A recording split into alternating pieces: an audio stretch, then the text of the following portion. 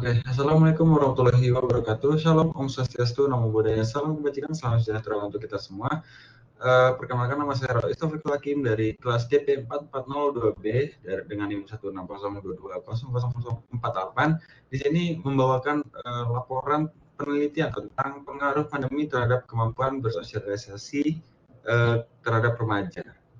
Langsung aja ke selanjutnya untuk ke latar belakangnya. Sebelum latar belakang itu ada abstrak. Abstraknya itu remaja kini dibatasi dalam segala aktivitas karena adanya pandemi COVID-19 yang juga memberikan pengaruh negatif yang signifikan terhadap pergaulan remaja. Karena dikarenakan pandemi COVID-19 ini membuat semua yang gak cuma remaja namun semua orang berefek ke sosialnya ya, baik secara sehari-hari ataupun secara in person. Apalagi dengan pandemi ini kita dipaksa untuk melaksanakan segalanya secara jarak jauh atau WFH atau dia bisa dari rumah aja lah. Untuk selanjutnya ada latar belakang. Untuk latar belakang sendiri yaitu praktik bersosialisasi yang dulunya dilakukan secara tatap muka, kini lebih baik dilakukan secara daring. Kemampuan sosial remaja sangat dipengaruhi oleh transformasi ini. Dampak bersosialisasi pada para remaja dapat dipengaruhi oleh faktor internal dan faktor eksternal. Untuk faktor-faktornya sendiri ada dua yang saya tulis di sini, yaitu faktor internal. Faktor internal merupakan faktor yang berasal dari dalam diri tiap individu seperti rasa takut beraktivitas secara langsung karena takut terpapar COVID-19.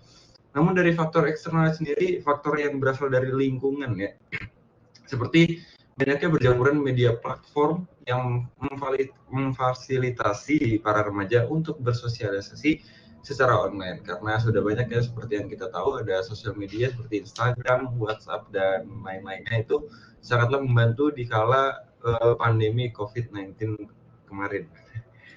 Oke, untuk permasalahannya sendiri itu kita berfokus pada pertanyaan, yaitu apa pengaruh pandemi terhadap kemampuan bersosialisasi remaja. Oke, untuk tujuannya sendiri seperti yang didasari oleh pertanyaan tadi, yaitu untuk mencari tahu seberapa berpengaruhnya pandemi COVID-19 terhadap kemampuan bersosialisasi remaja di lingkungan sekitarnya. Dan untuk manfaatnya dari penelitian ini sendiri, yaitu untuk mampu mengetahui faktor-faktor yang berkaitan dengan dampak bersosialisasi remaja pada saat pandemi COVID. Dan yang kedua, mampu menjadikan suatu data menjadi sebuah informasi yang mudah dimengerti. Yang ketiga, mampu menganalisis keterkaitan antar faktor. Yang keempat, yaitu agar mampu berkomunikasi dengan baik. Untuk metodenya sendiri kita menggunakan metode penelitian deskriptif dan pengambilan sampel praktif. Metode penelitian deskriptif digunakan untuk menentukan faktor-faktor tersebut melekat pada dampak bersosialisasi pada remaja. Penelitian ini dilakukan dengan menggunakan populasi kerabat remaja sebagai unit observasi, kemudian berdasarkan jumlah peserta menggunakan generator, yaitu Google Form. Metode ini tepat karena karakteristik unit pengamatan dalam populatif relatif sama.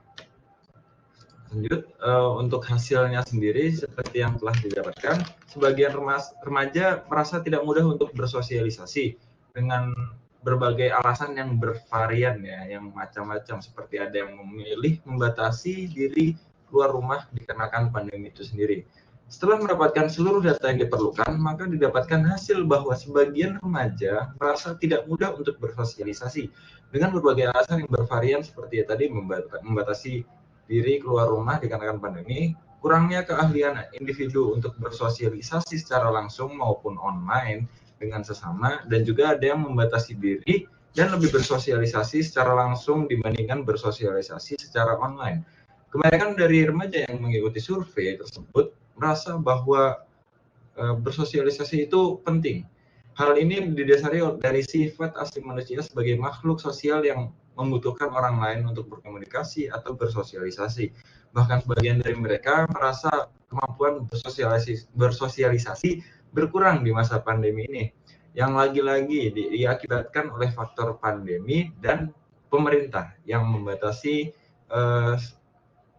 bersosialisasi secara langsung, sehingga mereka terpaksa melakukan sosialisasi secara online, yang mana hal ini seperti dijelaskan sebelumnya memiliki perbedaan yang signifikan antara bersosialisasi secara langsung maupun bersosialisasi secara online.